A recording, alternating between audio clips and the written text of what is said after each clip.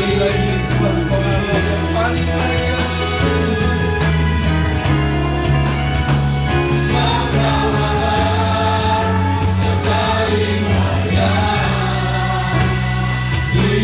Kita sembah Dia. Haleluya. Engkau yang kaya namanya. Engkau yang layak ditinggikan kami menghancurkan segala roh dan kuasa buruk, segala pengganggu ibadah di dalam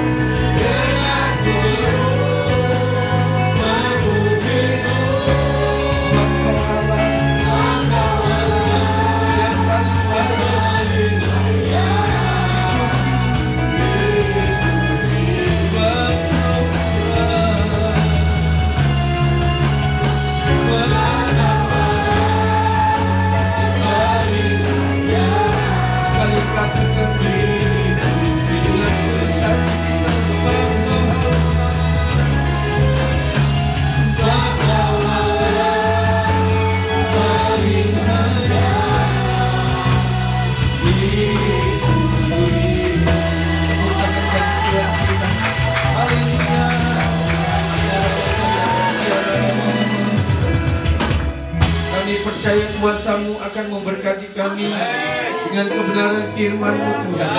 Sampaikanlah melalui hamba-Mu ini segala gangguan apapun dalam nama Yesus Kristus. Kami patahkan, kami usirkan, dan biarlah kami boleh menang pada hari ini, dalam ibadah ini, dalam puji-pujian, dalam doa, di dalam mendengarkan kebenaran firman Tuhan.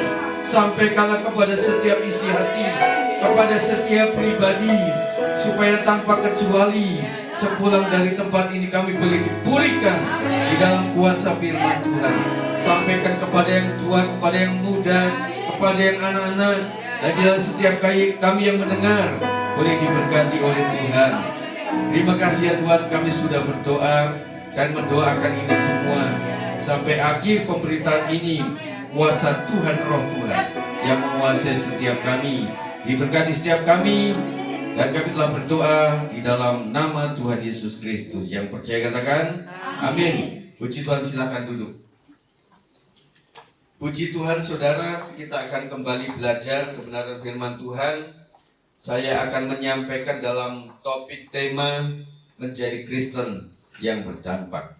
Pembacaan kita ada di dalam Titus 2 ayat 1 sampai yang ke-10 ya. Silakan membaca Alkitab masing-masing. Kita nggak akan tampilkan di sini, tetapi sesudah ibadah ini saya akan share materi ini saudara, supaya kita konsentrasi juga di dalam Alkitab Bapak Ibu Saudara. Tetap saya sarankan untuk Alkitab fisik supaya bisa di stabilo, bisa dicoret-coret secara baik supaya kita mengingat. Saya tahu ada beberapa orang yang memang menghafalnya dalam bentuk coretan. Waktu kita sekolah adalah rumus tentang Pitagoras misalnya. Nah itu yang kita ingat itu bukan rumusnya, tetapi kita nulisnya di sebelah pojok mana, begitu ya. Dan kemudian sejarah kita mengingat, oh itu tentang perang Diponegoro itu di halaman yang waktu kehujanan waktu pulang sekolah. Jadi ada tinta yang luntur-luntur. Nah, kadang-kadang ada penggambaran seperti itu sehingga membuat fisikal ini mungkin lebih mudah untuk kita mengingatnya. Titus 2 ayat 1 sampai yang ke-10.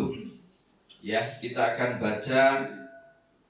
Saudara membaca dalam ikutin saja karena saya membaca dalam teks TB2. Kewajiban orang tua, pemuda dan hamba. Tetapi engkau beritakanlah apa yang sesuai dengan ajaran yang sehat. Laki-laki yang tua hendaklah hidup sederhana, terhormat, bijaksana, sehat dalam iman, dalam kasih dan ketekunan. Demikian juga perempuan-perempuan yang tua, hendaklah mereka hidup sebagai orang-orang yang beribadah, jangan memfitnah, jangan menjadi hamba anggur, melainkan menjadi pengajar hal-hal yang baik, dan dengan demikian mendidik perempuan-perempuan muda mengasihi suami dan anak-anaknya, hidup bijaksana dan suci, rajin mengatur rumah tangganya, baik hati dan tunduk kepada suaminya, agar firman Allah jangan dihujat orang. Demikian juga orang-orang muda, nasihatilah mereka supaya mereka menguasai diri dalam segala hal. Dan jadikanlah dirimu sendiri suatu teladan dalam berbuat baik. Hendaklah engkau jujur dan bersungguh-sungguh dalam pengajaranmu, sehat dan tidak bercela dalam pemberitaanmu, sehingga lawan menjadi malu, karena tidak ada hal-hal buruk yang dapat mereka sebarkan tentang kita.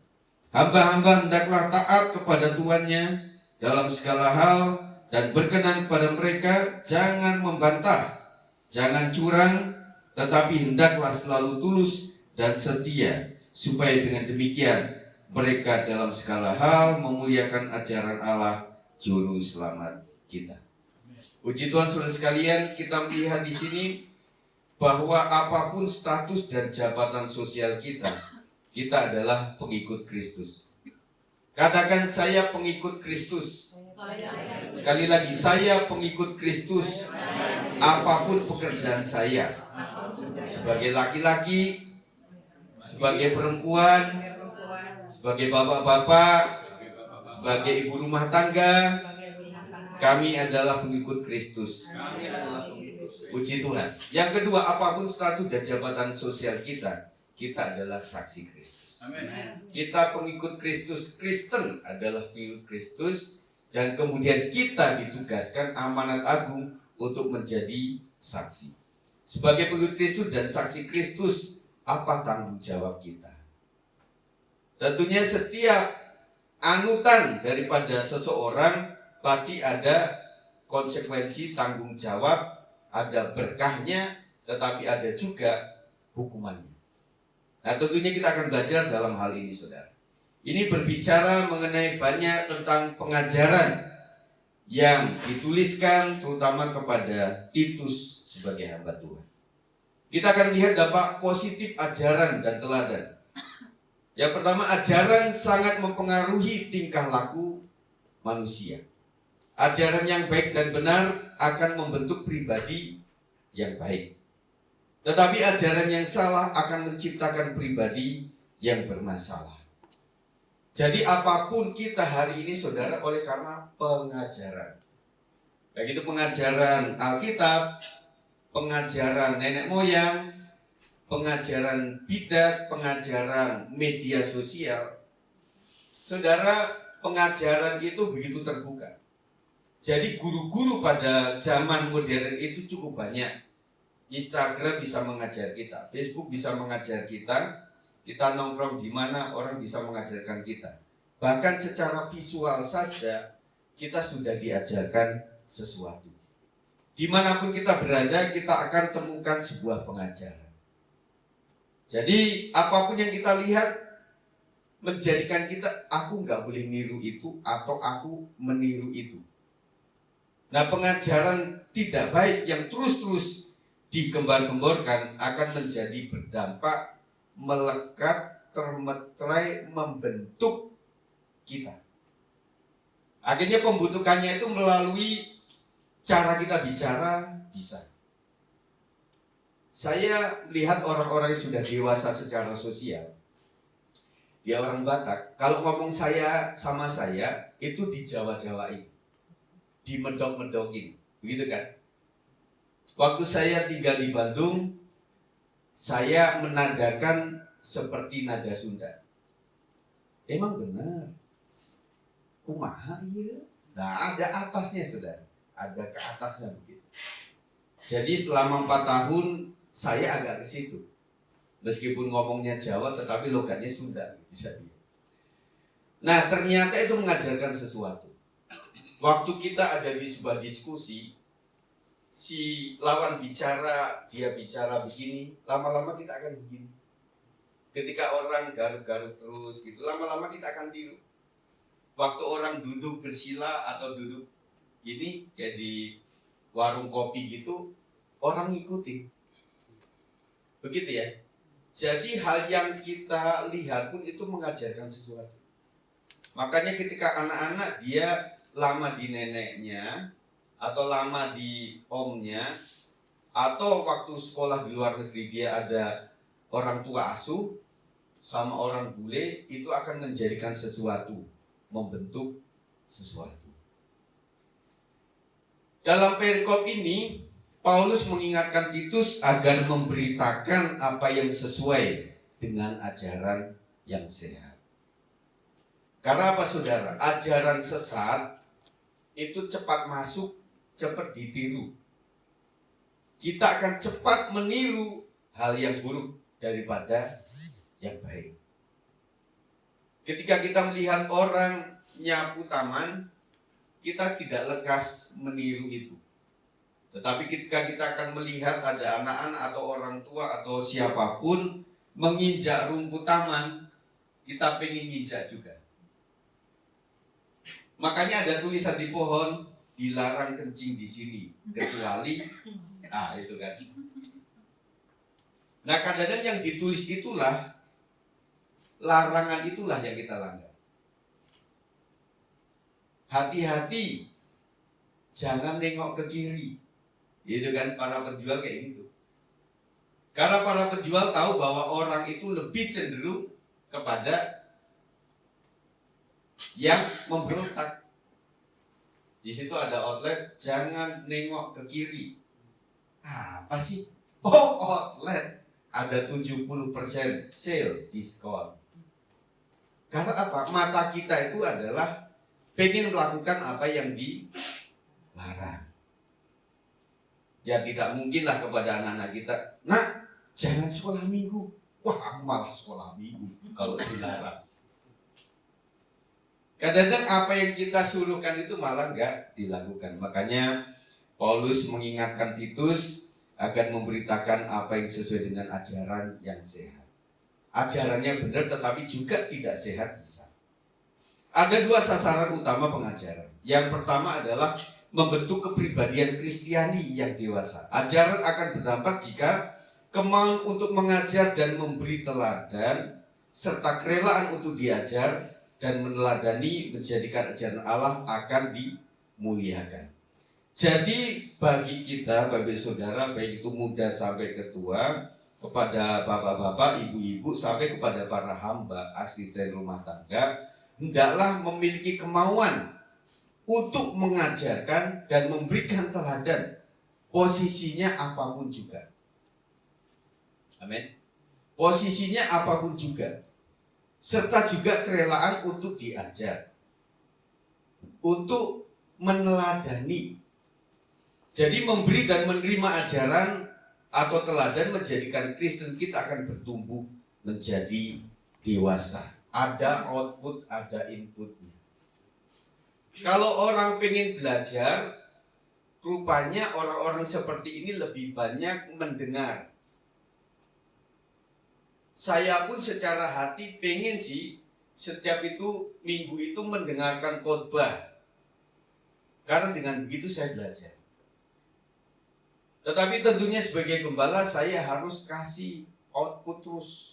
mengajarkan sesuatu. Itu juga pergumulan yang tidak mudah, saudara.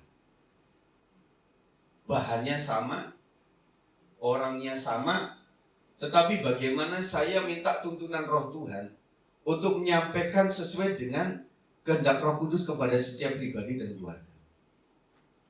Tetapi keinginan saya adalah untuk diisi terus. Karena prinsipnya adalah semakin padi itu berisi, semakin dia menunduk. Orang yang pengen belajar punya kerelaan untuk mendengar.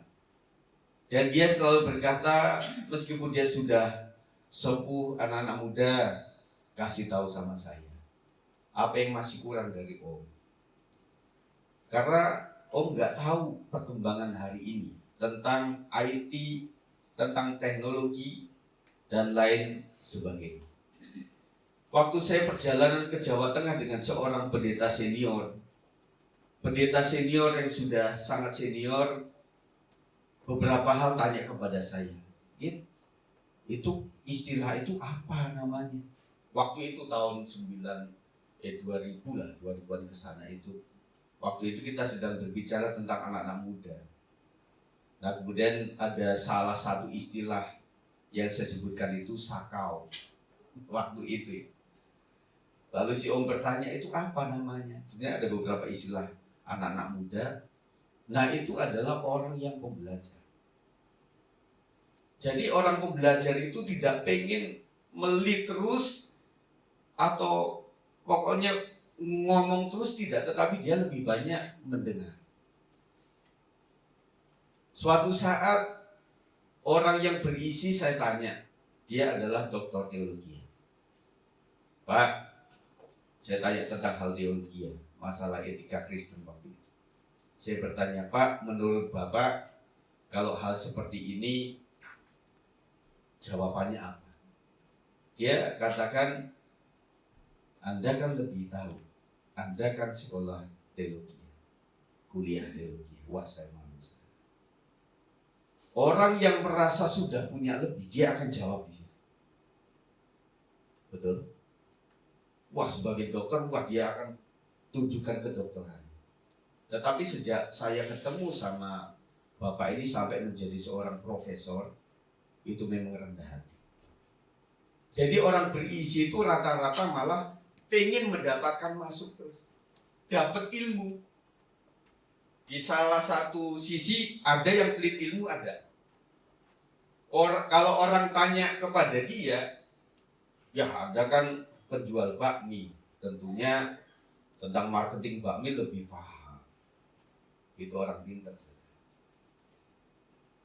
Nah, saya malah bertanya, bagaimana menjual bakmi yang baik? Tetapi kalau orang merasa sudah lebih, itu kepengenan untuk ngajarin orang itu sangat-sangat berlebih, sehingga membuat kapasitas dia itu sebenarnya nggak di situ. Jadi makanya di sini adalah orang-orang yang memiliki kedewasaan di dalam cara berpikir dia, hati dia yang sudah dewasa, adalah orang-orang yang silakan kritik saya, nasihatin saya, apa yang belum saya bisa gitu. Karena tentunya di era blocking anak muda sekarang, generasi Z, kemudian kita yang umur kira-kira lahiran 60, 70, 80, nah itu beda dengan anak yang 2000-an ke sana. Dan kita berhak open untuk tanya sama mereka. Kita akan tambah ilmu di situ. Tetapi anak muda juga berhak untuk bertanya tentang orang tua. Bagaimana mereka bisa fight. Terampil mengajar tetapi tidak memberikan teladan, menjadikan ajaran tersebut tidak bertumbuh. Menerima ajaran dan teladan menjadikan orang Kristen bertumbuh dewasa.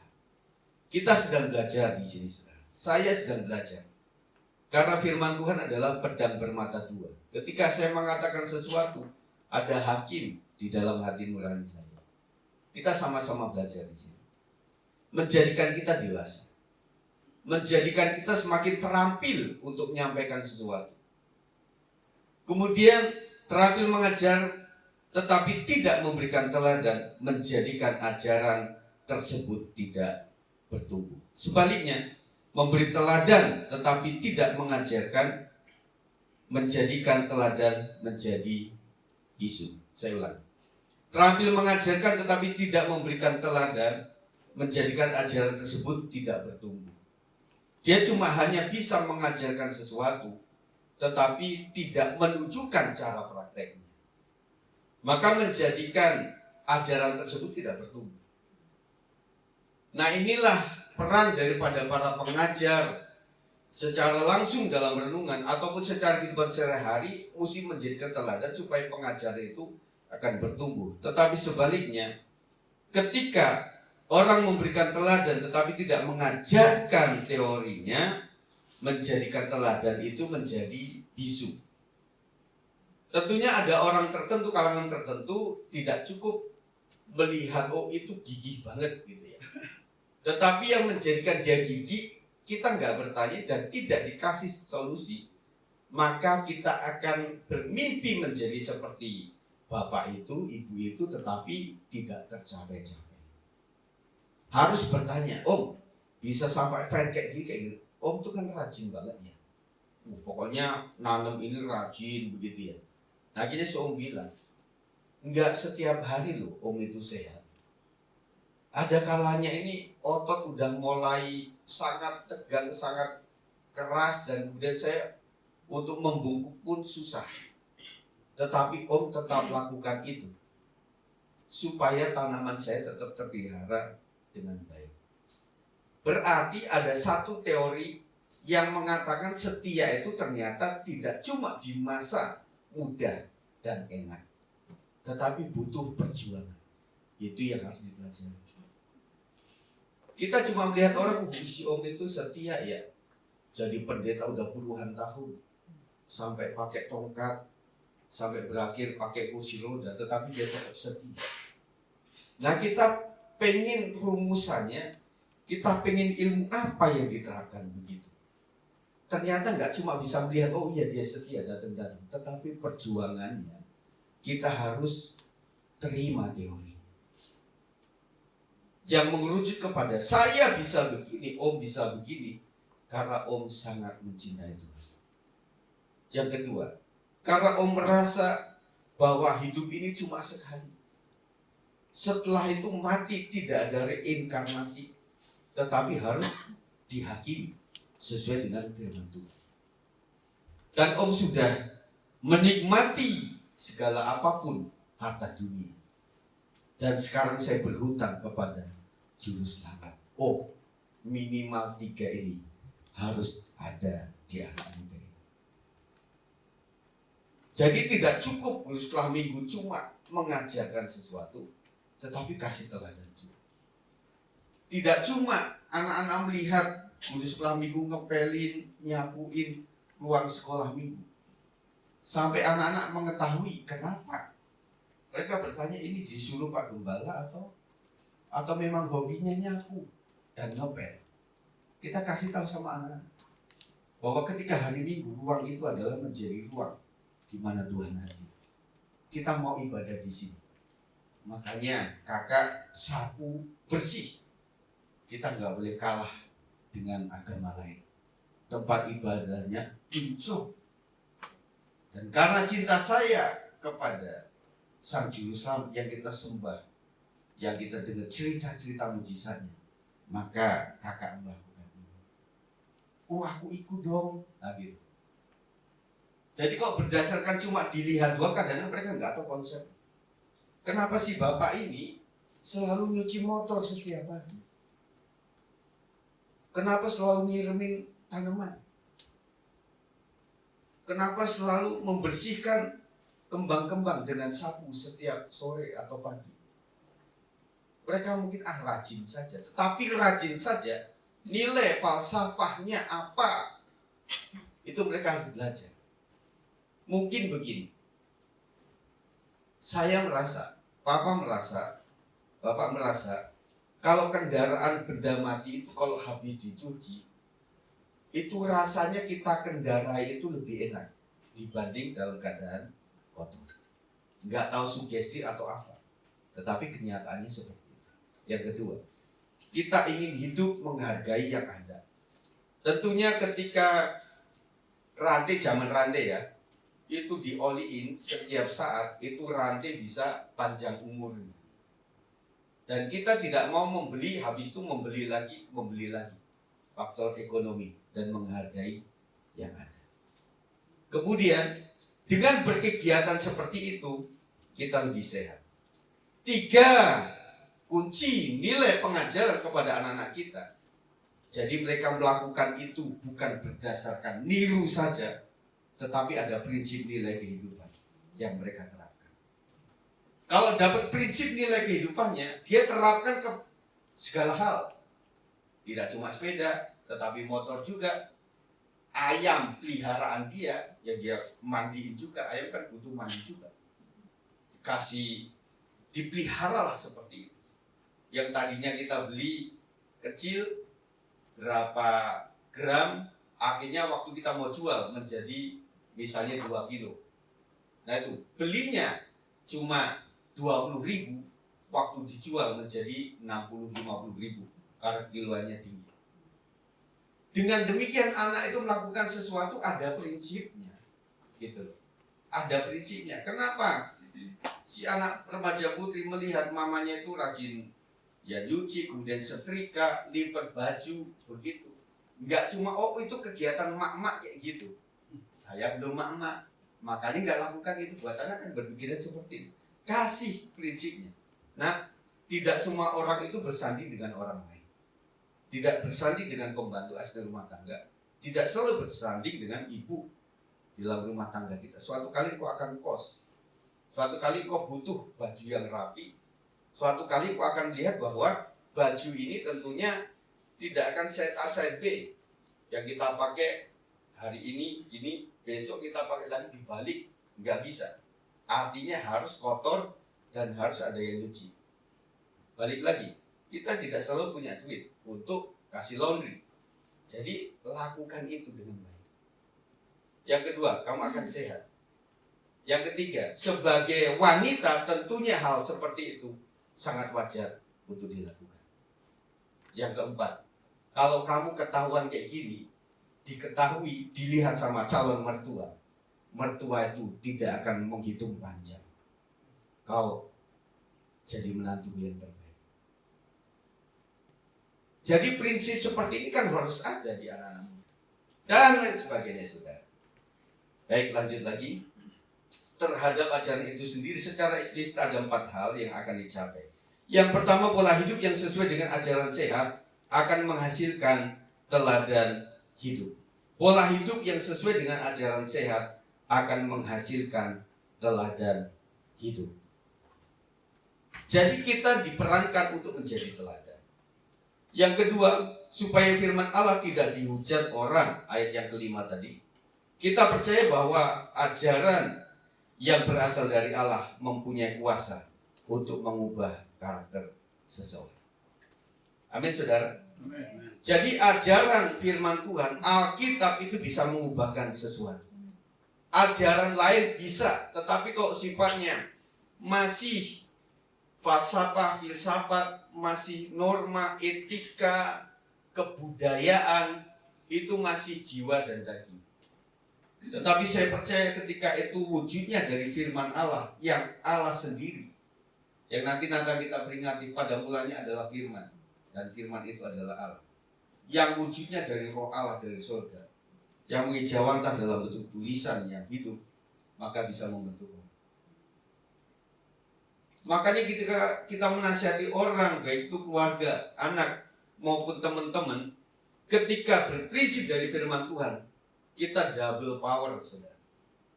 Power kita yang sudah menjadi teladan, kemudian power daripada roh Tuhan yang berkata, firman-Nya sudah keluar, tidak akan pernah kembali dengan sia-sia. Dan suatu saat kita ada ketertindisan di waktu saat tertentu itu, yang paling membentuk, menggugah kita adalah firman Tuhan. Saran nenek, saran kakek, nasihat orang tua bisa kita ingat. Tetapi itu dalam bentuk norma ajaran yang baik. Tetapi kalau firman Tuhan kita percayai, kita imani, kita katakan, itu bisa terjadi. Karena Tuhan sendiri membentuk alam semesta dengan perkataan. Apabila orang Kristen tidak membuahkan firman dalam hidup sehari-hari, maka firman Allah menjadi bahan tertawaan. Dan hidup kita juga sering menjadi bulian, saudara. Pernah nggak orang mengatakan kepada kita atau seseorang kepada yang lain dan kita dengar, lu sia-sia rajin ke gereja, tiap minggu datang ke ibadah, nggak rubah-rubah lu sikapnya. Kita akan dengar itu ketika orang menjadi Kristen, rajin ibadah, bahkan rajin melayani, tetapi tidak lakukan firman. Jadi tertawaan. Lalu mending ikut kita aja lah mancing. Minggu-minggu lebih enak, udah ketahuan dapat ikan betok, ikan wader, ikan lele, ikan apa, lebih berguna lah bagi istri kamu tuh, bisa digoreng. Lu selesai ibadah, udah kasih duit sama gereja, ala mereka. Habis itu sifat tetap aja kayak yang di kampung dulu. Benar nggak, saudara?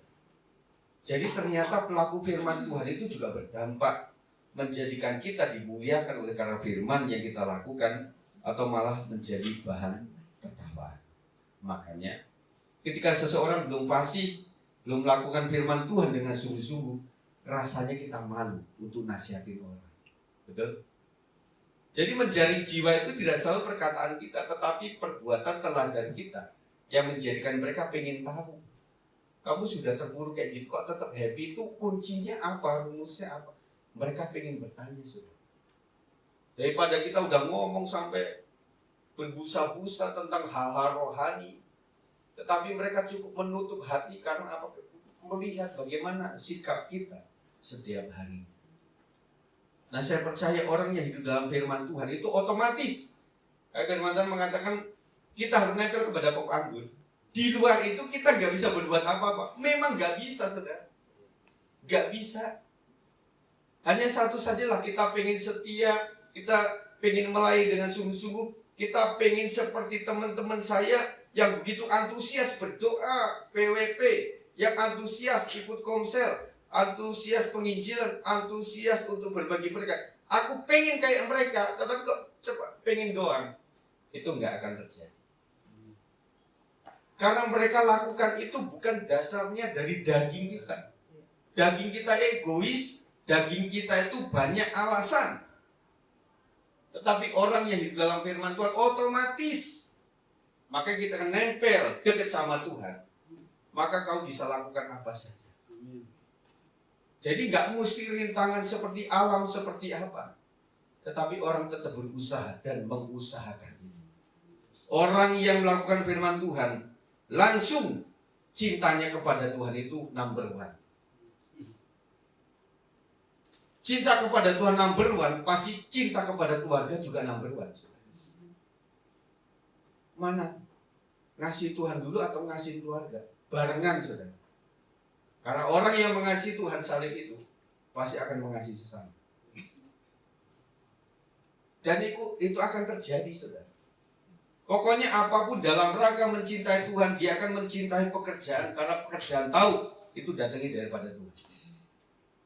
Dan orang ketika mendapatkan pekerjaan hari-hari ini, saudara, apalagi kemarin yang isu-isu gitu membuat perusahaan juga merumahkan karyawannya. Kita bisa kerja itu, puji Tuhan. Banyak orang nganggur, saudara. Tapi kan bosnya bawel, Pak. Loh, kamu berdoa saja. Kalau memang bos itu tetap bawel, ya udah, memang Tuhan sudah kasih izin untuk saya dibawelin terus sama bos itu. Mungkin kalau kita jadi bos lebih bawel daripada bos kita. Iya kan? Jadi kita punya pasangan hidup, itu adalah anugerah Tuhan. Dan jadi apapun yang melekat dalam diri kita, kalau kita percaya itu dari Tuhan, kita harus hargai. Jadi cinta Tuhan pasti cinta keluarga, pasti cinta pekerjaan yang Tuhan kasih, pasti cinta kepada barang-barang yang Tuhan sudah anugerahkan kita, kepada kita melalui orang tua kita, melalui om tante kita yang dikasih itu, saudara. Dan kita mengawetkan barang pakaian, baju, sepatu itu juga wujud daripada menghargai berkat Tuhan. Ada orang, kemarin saya bilang bahwa berkat Tuhan itu juga dari segi keawetan. Banyak orang pakai baju, sebentar sininya robek. Pakai celana, sebentar tangan robek. Tetapi kita itu saudara, sampai kekecilan, itu nggak rusak-rusak. Saya ada saudara, baju tunakan itu masih ada, cuma udah segini. Itu kalau saya pakai segini, kalau segini. Kadang saya pengen pakai juga. Itu buat saya itu adalah berkat Tuhan. Mujizat keawetan. Awet itu juga mujizat Tuhan. Ya. Dan kemudian kita juga nggak mudah membengkak kaki kita. Dari kuliah sampai sekarang itu tetap aja nomor yang 40. Itu puji Tuhan. Kalau setiap bulan membengkak kita kan ganti sepatu terus. Nah kadang-kadang hal-hal seperti ini kita kurang menghargai anugerah dan berkat Tuhan.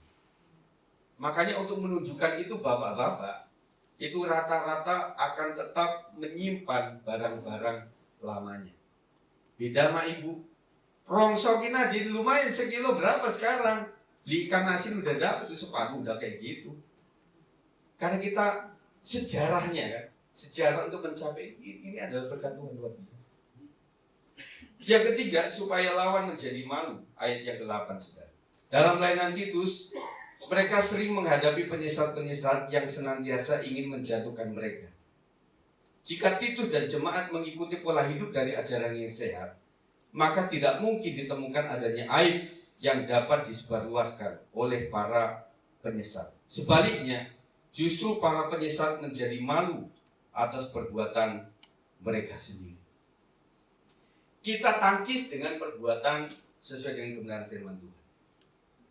Di saat tertentu saudara kita nggak bisa bela. Betul? Setuju? Di suatu saat orang menzolimi kita, orang memfitnah kita nggak bisa bela. Tetapi waktu yang menunjukkan siapa kita nanti akan mengerucut berakhir kepada ternyata lu yang salah, dia yang benar. Ada saat kita nggak bisa bela. Sampai di depan juga sempat mengalami nggak ada yang bisa dibela dalam kurun waktu sedekat ini, nggak bisa. Kita hanya bisa tunjukkan waktu saja. Tetapi banyak saksi-saksi saudara. Kalau kita berbicara kepada anak kita bilang begini kepada anak putri kita. Nah, anakku, engkau lah nanti waktunya ketika kamu sudah jadi mama baru tahu. Cuma itu yang kita bisa bikin. Jadi kita bisa katakan, remaja putri kita sudah tahu nggak dalam waktu singkat itu? Nggak tahu. Bagaimana ketika seseorang pengen kasih sesuatu wejangan, tetapi dia belum dudukkan di situ.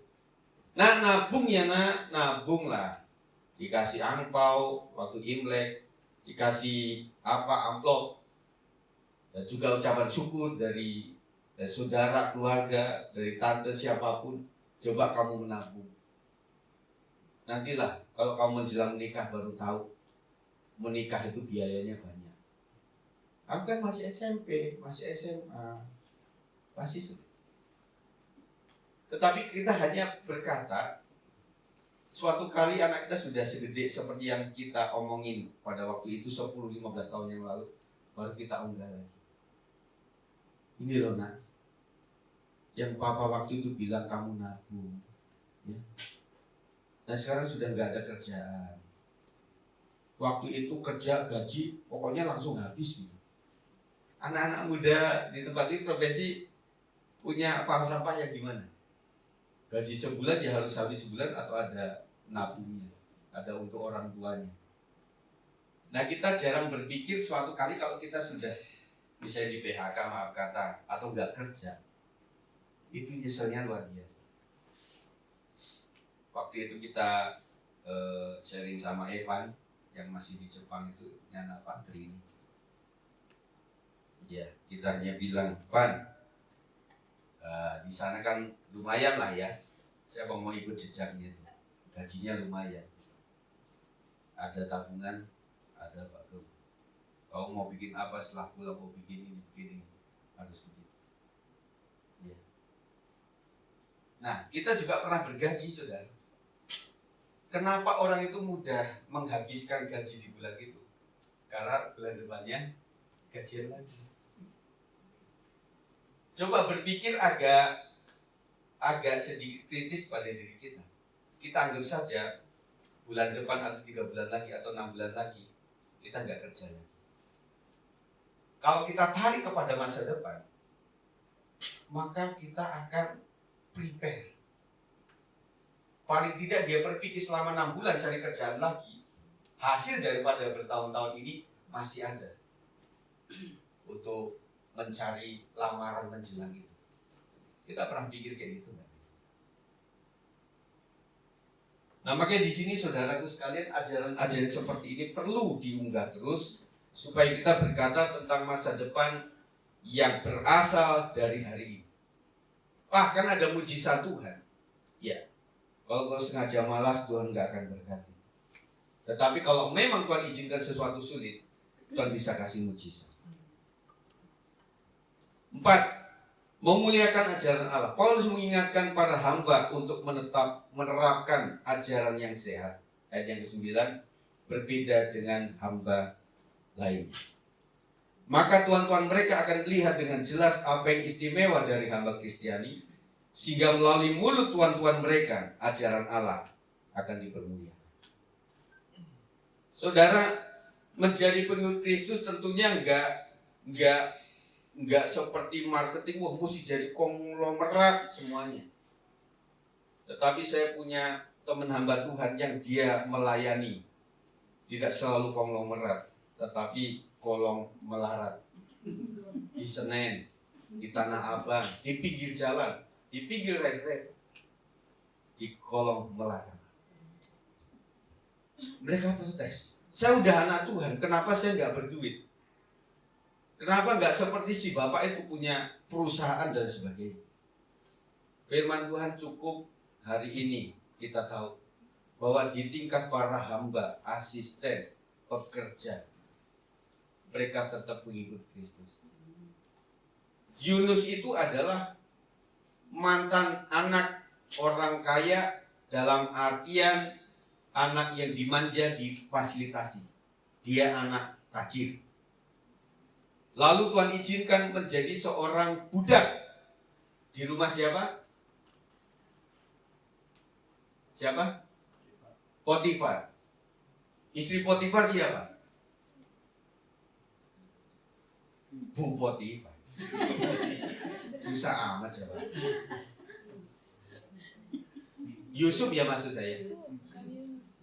Makanya susah ya jawabnya. Iya, saya yang salah. Jadi Yusuf itu di tingkat menjadi asisten rumah tangga pun dia tetap mengikut Kristus. Dan banyak kok, kita nggak cuma memenangkan asisten rumah tangga, tetapi ada asisten rumah tangga yang juga memenangkan tuannya. Ada. Dan juga asisten di suatu tempat yang kasih tahu bahwa Yusuf itu ahli mimpi. Itu juga dari seorang hamba. Jadi di sini kita juga melayani orang-orang yang kita tidak doakan dia, tidak selalu mendoakan orang yang agak di bawah itu untuk menjadi diberkati dalam arti sosialnya langsung naik drastis, yang tadinya jalan kaki ke pasar akhirnya didoakan menjadi naik helikopter. Kadang kita begitu loh, saya pengen juga begitu saudara. Kita mendoakan jemaat teman-teman kita selama 10 tahun ada perubahan nggak Bapak Ibu? Kadang nggak berubah loh Bu. Waktu kita kunjungi, kita doakan, warungnya tetap segitu aja. Mungkin sampai Tuhan panggil. Artinya bukan itu. Tetapi bagaimana sisi di tingkat orang yang ada kerja sama orang lain? Siapa di sini kita yang tidak pernah kerja sama orang lain? Saya pernah kerja sama orang lain. Itu cuma levelnya saja. Itu asisten rumah tangga, ini TKI, ini TKW, terus ini asistennya sebagai asisten pribadi, asisten pribadinya Pak Hotman beda. Itu bisa ratusan juta sih. Mau jadi asisten. Nah kalau asisten kita, ada kita makan ya Mbak ya, nggak ada yang kita cari, itu akhirnya kita gotong royong. Jadi pembantu kita setrika, yang di sini kita lipat-lipat, bisa jadi kayak gitu. Kamu bingung ini yang pembantunya yang mana? Iya. Jadi artinya di sini teman-teman semuanya bahwa suatu saat kita menjadi orang paling di bawah. Tetapi Tuhan ajar kita, tetap engkau pengikut Kristus, tetap engkau menjadi saksi Kristus. Pekerjaan apapun juga. Tantangan kita adalah apakah ajaran dari Allah sudah membentuk pribadi kita.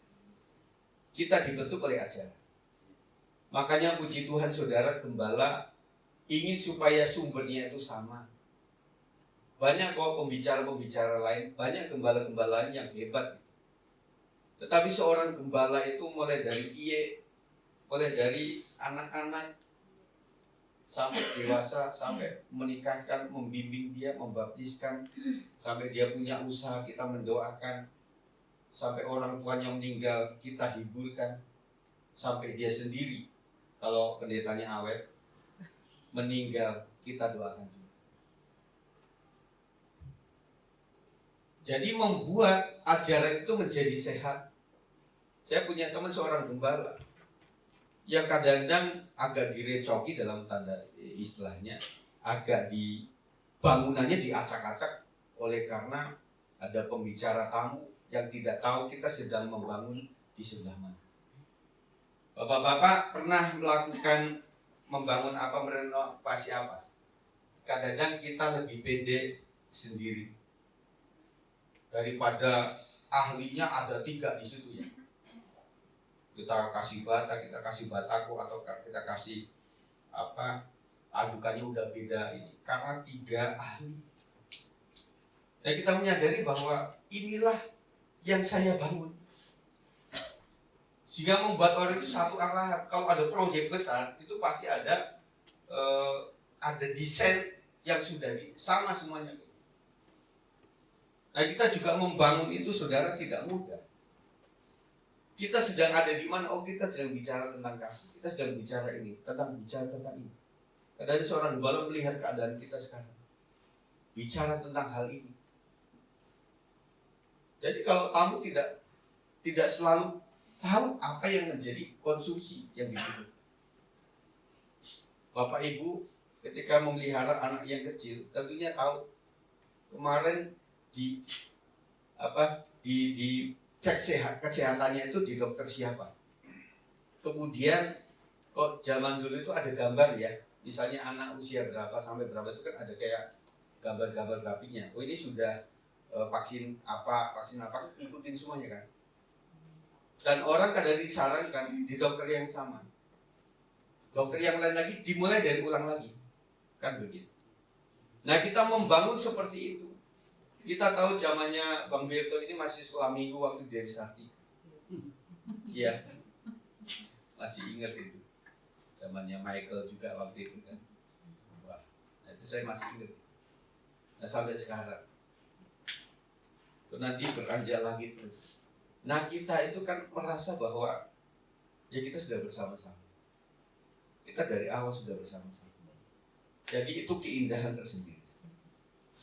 Sudahkah ajaran Allah dipermuliakan oleh kehidupan kita? Kita sedang berjuang untuk ini. Baik, kesimpulan saudara, keluarga merupakan bagian inti dari masyarakat. Keluarga-keluarga yang hidup benar akan membentuk masyarakat yang benar pula. Setuju? Kita itu punya masyarakat keluarga. Kemudian kita punya masyarakat di dalam gereja kita. Dan kemudian kita akan menjadi seorang yang diutus eklesia di tengah masyarakat. Kalau keluarga kita hidup dalam doa, takut akan Tuhan, kita rajin beribadah, berkomunitas, maka hidup kita menjadi terang dan garam bagi dunia. Mungkin hal ini disadari oleh para pengajar sesat, sehingga mereka menjadikan keluarga sebagai sasaran penyesatan mereka. Jadi mereka ambil saja bapaknya, ketua sukunya. Dikasih ajaran yang tidak sehat, maka menyebar kemana-mana. Dan ajaran yang tidak sehat rata-rata berkembangnya begitu besar, seperti virus, seperti cancer. Paulus tahu hal ini, karena itu ia memberikan instruksi kepada Titus untuk memperhatikan berbagai kelompok di dalam jemaat. Tahun 2024 sudah di depan mata. Kita ingin mencoba covering satu dengan yang lain. Ada di suatu saat di dalam keluarga akan goyah. Dan itulah peran kita untuk mewaspadai keluarga. Karena ada keluarga-keluarga itu dengan berbagai persoalannya, tetapi intinya pada bapaknya, pada imam keluarganya. Itu yang kita benahi terus, saudara. Sampai betul-betul menjadi imam, tugas imamnya dilakukan. Dan ketika adat istiadat di dalam keluarga itulah yang sudah membekas dengan persekutuannya, dengan doa-doanya, dengan aktivitas rohaninya. Meskipun dalam campuran yang berbeda-beda. Tetapi di sini kita hanya memadukan api. Kita akan sulit, saudara, ketika dalam keluarga itu tidak tercover dengan baik. Di sini seperti mati saja. Datang sih datang. Terima api ya tergantung. Seharusnya di ibadah ini adalah dari mana kita api-api dari keluarga itu yang sudah membara sampai di sini, puk, itu cepat naik. Kalau tidak kita WA juga susah. Ayo yang di belakang tuh. Jadi kayak Papaya Cibinong sampai kayak gitu, sampai tersinggung. Orang nggak mau ke gereja lagi gara-gara dikatain Papaya Cibinong. Karena udah susah kayaknya WL pengen apa udah. Nah makanya kadang kecil dengan WL itu saya pernah ngalami itu. Kayaknya semangat itu ada berdiri. Makanya sembacang lagu dari awal sama aku berdiri semuanya udah kakek-kakek nenek. Kapan nih duduk ya nggak enak, nggak disuruh duduk begitu ya. Karena apa itu tadi kita melihatnya bahwa ini harus ada di api-api di keluarga mesti ada meskipun kecil. Habis itu api di wilayah ada. Habis itu di gereja ini kita sudah buk kayak KKR-nya. Kalau kita berharap apinya di sini, aduh saudara, kita cuma ketemu berapa jam, 3 jam di gereja ini. Selanjutnya Bapak Ibu Saudara ada di rumah tangga, di pekerjaan, di usaha. Waduh saudara, rohaninya gak banyak kadang di usaha, di dalam keluarga, di dalam masyarakat itu rohana semuanya. Sehingga membuat kita pahit hati lagi lah, omongan kita sudah kasar lagi. Balik lagi sini diperbaiki dalam 3 jam udah oke. Nanti lama 6 hari di rumah tangga. Makanya inilah saran kita adalah bagaimana kita menetapkan hari-hari kegiatan supaya bisa diikuti. Itu saudara. Ya. Jadi nanti tahun 2024 kita cobalah tengah minggu itu supaya ada seperti ibadah mini yang artinya dari bapak-bapak ibu-ibu bisa melakukan tugas WL singer di sini seperti penutupan kemarin. Itu sudah saya rindukan 3 tahun yang lalu. Jadi nanti PWP bisa digantikan seperti itu. Jadi membuat hari Rabu itu hari tengah, di mana oh iya maaf kata kesibukan memang minggu saya nggak ketemu di gereja. Ada hari Rabu. Kalau bikin bisa semuanya, ya udah kita bayar harga. Kita mulai jam 7 atau setengah 8. Sedikit waktu, tetapi yang punya kuasa itu. Nggak perlu doa yang sampai panjang, nggak perlu pujian yang sampai kita capek, tidak, tetapi berisi gitu. Yang membuat cuma 1 jam, tetapi saya dipenuhi. Itu kerinduan saya. Supaya kita bisa tampil di sini. Kalau ada makan, hayo kita makan, saya suka makan. Kita bikin kayak kemarin kan gampang. Ibu ini bawa apa, ibu ini bawa, nyampe kok di sini. Karena buat kita itu apapun makanannya pasti enak. Apalagi pakai resep hitam yang pakai bawa pulang. Wah itu lebih enak lagi. Bisa kok ukuran kita itu bisa. Kalau memang ini juga membuat kita tidak repot di rumah maksud saya. Kita untuk datang ibadah, aduh belum masak, masak sore, masak nanti anak-anak makan apa, kita makan di sini dah. Makan pakai gorengan juga enak, yang dikasih sambal pecel itu. Iya kan? Jadi membuat kita juga di sini kita aman, ibu-ibu aman, nanti sepulang sini ada makan kok. Anakku diajak ya diajak aja. Itu enggak. Ini adalah yang saya sampaikan supaya kita rindu tetap ada on fire begitu. Karena mesti ketemu. Yo, orang jatuh cinta karena sering ketemu. Kita sama Tuhan juga begitu. Paulus tahu hal ini, karena itu ia memberikan instruksi pada itu untuk memperhatikan kelompok di dalam jemaat. Di dalam struktur sosial, laki-laki yang lebih tua akan dihormati dan disegani. Perjalanan waktu yang telah mereka lalui seharusnya membuat mereka dewasa, berhikmat, serta memiliki iman yang sehat. Entah pengen bapak-bapak betul-betul, ibu-ibu yang sudah dewasa, kedewasaannya betul-betul dalam hal rohani, sehingga membuat ini tertata dengan baik. Di dalam struktur sosial, laki-laki yang lebih tua akan dihormati dan disegani.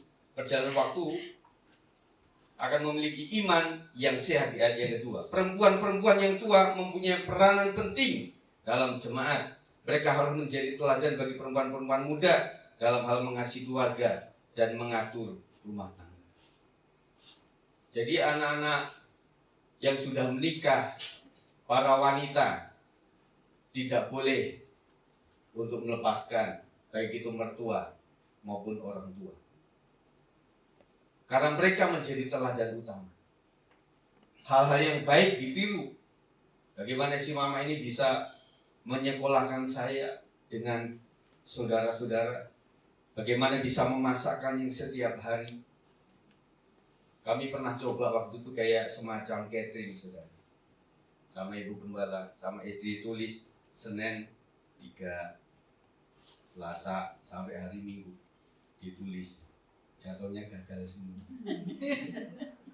Yang tadinya pengen nasi goreng, jadinya beda lagi. Pengennya goreng ikan, jadinya goreng tempe. Wah, enggak jelas. Iya kan? Coba bapak ibu-ibu tulis deh Senin apa kayak catering gitu ya. Itu kalau kami waktu itu enggak jadi. Betul ya? Nah, jadi artinya bagaimana sih anak remaja putri itu semua kok bisa ya kayak gitu ya waktu itu. Belum lagi bicara zaman Jepang. Nasi bulgur, pakai karung goni, sendalnya juga pakai bekas mineral, botol, bahkan nggak pakai sepatu. Kok bisa ya? Kita perlu rujukan itu, saudara. Kalau tidak materi bahan-bahan masakannya, tetapi semangatnya, kekuatannya.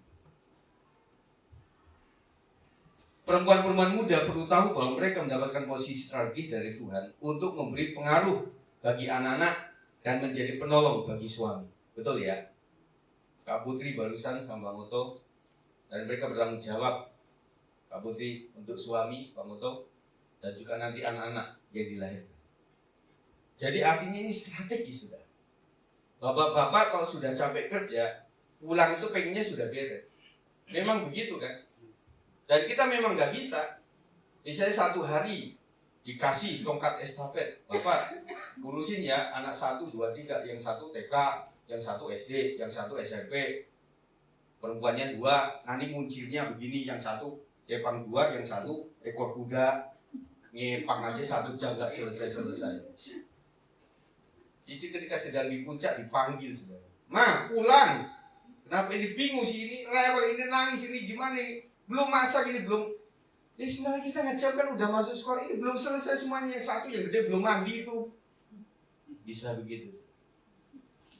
Memang strategis buat perempuan.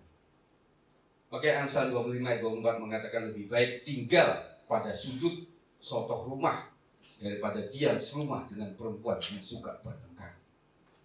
Di sotoh rumah, di pojokan. Mungkin anak-anak kita agak segan sama orang tua. Karena yang membuat orang tua, mama-mama jadi banyak bicara yang mereka sendiri. Hitungannya sampai 3. Mandi, bentar mah. Mandi, dari C udah E. Yang ketiga udah kunci A, mandi. Baru jalan di situ. Jadi dari kecil anak-anak kita sudah menghitung pokoknya 3 kali baru berangkat. Mama nggak bisa 3. Mandi, belum mah, 1, 2-nya belum. Bisa begitu, saudara. Akhirnya orang tua ya akan make yang biasanya dikunci C bisa menjadi A setiap saat. Kamu habis pulang dari mama, ini kenceng amat ngomongnya. Ini kan di depan mata. Iya. Oh iya ya. Karena sudah terlalu difasilitasi sama anak-anak kita yang susah untuk mendengar. Jadi banyak ngomong. Pakai suami juga kena. Bapak dari mana tadi? Jangan keras-keras, ini tetangga kita dekat. Kayak orang marah saja. Iya tadi habis ngomelin anak-anak, jadi nadanya masih sama. Jadi kan delay tuh. Dari anak kunci A lanjut ke bapaknya A. Gitu. Tenang dulu, duduk dulu. Nah baru di C lagi. Nah perannya luar biasa loh ibu. Makanya kekuatan gereja keluarga itu luar biasa. Saya lihat di mana-mana persekutuan yang paling stabil adalah wanita. WBI kalau Gereja Bethel Indonesia. Di semua gereja hampir ada. Tetapi kalau pria tidak terlalu banyak yang punya itu. Kalau sekolah minggu, pra-remaja, remaja, youth itu memang terus bergulir. Suatu saat sekolah minggunya habis. Suatu saat ramai banget sekolah minggu, remajanya nggak ada. Suatu kali remaja youthnya banyak, sekolah minggunya tinggal satu doang. Kan nggak mungkin cuma ayo lahirin lagi supaya ada sekolah minggu, emangnya apa? Peternakan kan enggak sih. Akhirnya terjadi, tapi artinya wanita sangat berperan. Orang-orang muda pun harus pandai menguasai diri. Mazmur 119 ayat 9, dengan apakah seorang muda mempertahankan kelakuannya bersih dengan menjaganya sesuai dengan firman Tuhan. Dimanapun anak-anakku sekalian kau berada, lingkunganmu tentunya tidak mau didetek oleh orang tua. Tetapi saya ingatkan bahwa firman harus melekat dalam hatimu. Dimanapun kau berada, karena kau harus memutuskan sesuatu. Kau bekerja juga harus bersikap benar dengan bekerja rajin dan menunjukkan ketaatan kepada Tuhan mereka. Saya ingatkan para pekerja tetap hormati bos. Yang pertama, gaji dari dia. Yang kedua, cari kerjaan susah. Yang ketiga, kita bisa dibentuk oleh orang seperti bos seperti itu, sehingga membuat kita tahu untuk menjalankan kehidupan. Firman Tuhan yang telah mereka dengar harus nyata dalam perilaku mereka. Itu akan memperlihatkan kuasa Injil yang telah mengubahkan mereka. Meski masih muda, itu sendiri sudah bisa menjadi teladan. Harus bisa menjadi teladan bagi jemaat dalam segala hal. Sebagai duta Kristus yang memiliki tanggung jawab untuk membuat kebenaran Kristus menjadi menarik dan dengan hidup sesuai kuasa firman. Karena itu perilakunya harus sesuai dengan pengajaran. Bila tidak, tentu orang lain tidak akan menghiraukan dia. Para pelayan Tuhan, sesungguhnya sejujur-jujurnya kalau kita orang daging, kita akan banyak protes terhadap yang kita ajarkan. Karena kita tidak melakukan itu. Cuma dalam hati, lu bohong, lu banyak ngomong, nggak gitu kayaknya. Kalau orang lain benar-benar itu, kita dalam jemaat nggak ada seperti rapat. Apalagi istrinya. Oh pendetanya lagi khotbah, istri sama anak di belakang, nggak benar tuh. Papa tuh nggak benar. Iya tuh mah, teori doang ya. Bisa begitu. Makanya pendeta gembala punya anak tuh sulit. Mending pastor, nggak ada yang ngakimin. Suatu saat benar kok ada bu. Jadi ada seorang pendeta yang ada di depan sini. Istrinya pakai daster, memalukan betul suaminya. Karena hidupnya nggak sesuai dengan apa yang dikatakan. Kadang-kadang saya pun merasa kalau belum sukses melakukan itu, malu untuk menyampaikan itu. Itu harus ada di kita, supaya orang tidak mempermalukan kita dengan perkataan kita. Meski tidak setiap orang dipanggil untuk menjadi pengabar Injil secara khusus, setiap orang dipanggil untuk menjadi saksi Kristus melalui tutur kata dan perilaku hidup sehari-hari. Bersaksi bukan tugas terbatas untuk golongan usia dan jenis kelamin tertentu. Setiap orang yang ada dalam Yesus, hidupnya harus memberikan kesaksian tentang Yesus. Tidak semua kita dipanggil sebagai seperti saya, kita sadari itu. Tetapi saya ingat satu wanita di Bunga Bakung waktu itu yang dia nggak bisa, ya kita pelayanan juga enggak. Ya namanya Cianyet waktu itu. Dia memenangkan keluarga. Kita juga bingung cara ngomongnya dia. Cerita sama kita juga bingung kita nangkepnya. Ya. Tetapi kalau Tuhan urapi luar biasa. Jangan menyederhanakan person-person yang sederhana. Justru mereka tuh orang yang polos tulus, hatinya murni. Kalau kita itu masih kebawa suasana. Kalau ada 50 orang, kata-kata kita bagus semua. Mari Bapak Ibu Saudara sekalian, kita akan berdoa. Kita akan menerima makanan, kita kuduskan di dalam nama Tuhan Yesus Kristus. Rasanya ini kayak dewa ya. Tapi kalau di rumah tangga, doa dulu. Doa dulu kamu itu. Bapak tadi lupa. Bisa begitu saudara. Kita bisa terbawa suasana. Tetapi kalau orang-orang yang tulus polos itu apa adanya, itu lebih tenang. Artinya, kita yang sudah biasa terkamuflase oleh suasana, kita diminta dimurnikan hati kita.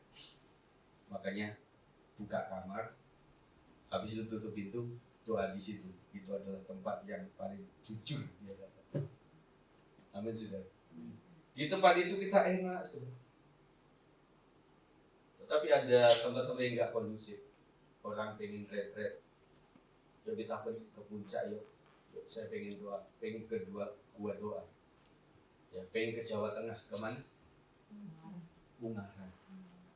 Orang Depok ke Ungaran, orang Ungaran ke di sini di Kamboja. Karena apa? Jalan-jalan yang bukan doa di situ. Di situ pernah ke Ungaran sama. Kadang orang butuh di situ. Yang di situ paling tulus di hadapan Tuhan. Penutup saudara, asik. Apapun status dan jabatan sosial kita, kita adalah pengikut Kristus. Apapun status dan jabatan sosial kita adalah saksi Kristus. Sebagai pengikut dan saksi Kristus, kita harus melakukan firman Tuhan dimanapun dan apapun jabatan, status dan pekerjaan kita. Oleh 3 ayat 23, apapun juga yang kamu perbuat, perbuatlah dengan segenap hatimu seperti untuk Tuhan dan bukan untuk manusia. Amin saudara. Kau berbuat sesuatu karena mencintai Tuhan. Kau mengasihi seseorang karena mencintai Tuhan. Mari tim PW ke depan. Kita bersyukur untuk pengajaran ini saudara saya sampaikan supaya memberkati setiap kita.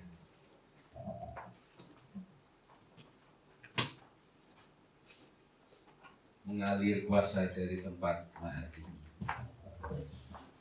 Mari kita bersekutu dengan jiwa kita, dengan roh kita. Apa-apa yang Tuhan bicara kepada pribadi kita, kita akan segera mendapatkan pemulihan daripada Tuhan.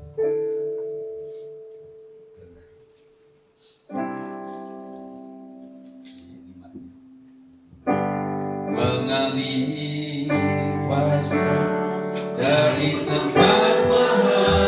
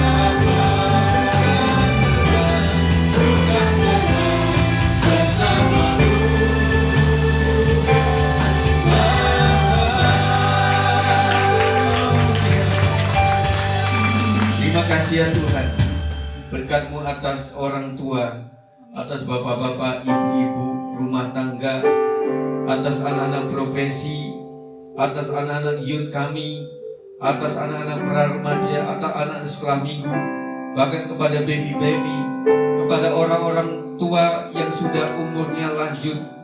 Biarlah kasih karunia mengalir atas mereka, supaya mereka tetap mengingat dan melekat dalam hati mereka bahwa mereka sebagai Kristen, pengikut Kristus, harus melakukan kebenaran firman Tuhan, menjadi teladan, lakukan firman Tuhan untuk menjadi saksi Kristus dimanapun mereka berada. Kami percaya untuk memenangkan tuan-tuan, kami harus menjadi seorang hamba.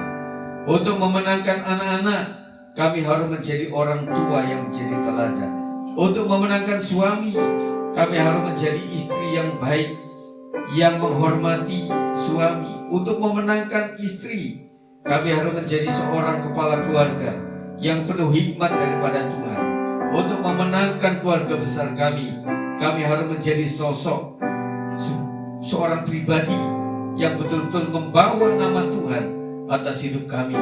Dan dimanapun posisi kami berada, tetaplah kami menjadi pengikut Kristus. Kami harus menjadi saksi Kristus. Kiranya berkat untuk seluruh jemaat Tuhan hari ini seterusnya sampai Tuhan datang kedua kali. Yang percaya boleh katakan amin. Silakan duduk kembali. Mari kita akan bersatu dalam doa syafaat.